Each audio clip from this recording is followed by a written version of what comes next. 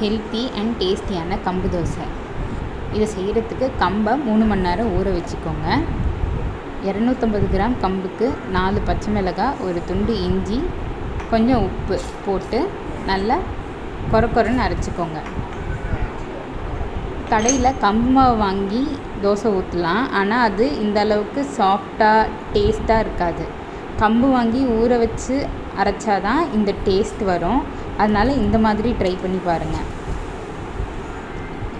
கம்பும் போட்டு நல்லா இந்த மாதிரி நைஸாக அரைச்சிக்கோங்க. அரைச்சிட்டு கோதுமை தோசைக்கு ஊற்றுற அளவுக்கு நல்லா தண்ணி ஊற்றி நல்லா தண்ணியாக மாவை கரைச்சிக்கோங்க. 2 ஸ்பூன் அரிசி மாவு போட்டுக்கோங்க.